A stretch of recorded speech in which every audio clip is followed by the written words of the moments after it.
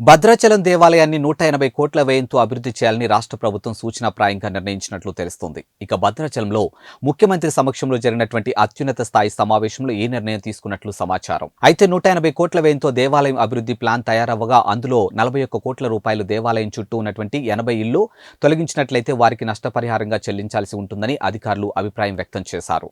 దేవాలయం చుట్టూ ఉన్నటువంటి ఇల్లు తొలగింపు కార్యక్రమానికి ఆయా ఇంటి యజమానులతో మాట్లాడడానికి ఒక కమిటీని కూడా ఏర్పాటు చేయనున్నట్లు తెలుస్తుంది. ఇక ఇంటి యజమానులతో కమిటీ సభ్యులు మాట్లాడినా నష్టపరిహారంతో పాటు వారికి భద్రాచలంలోనే ప్రత్యామ్నాయంగా ఏర్పాట్లు కూడా అందించడానికి అవసరమైన స్థలాలు ఎంపిక కూడా కమిటీ ద్వారా చేపనున్నట్లు తెలుస్తుంది. ఈ వ్యవహారం అంతా పూర్తయిన తర్వాత రాష్ట్ర ప్రభుత్వం దేవాలయ అభివృద్ధిపై స్పష్టమైన ప్రకటన చేసే ఆలోచన ఉన్నట్లు తెలుస్తుంది. ఇక దేవాలయం అభివృద్ధిపై జరిగినటువంటి సమావేశంలో ముఖ్యమంత్రి రేవంత్ రెడ్డితో పాటు పలువురు మంత్రులు, దేవాదాయ శాఖ అధికారులు పాల్గొన్నారు.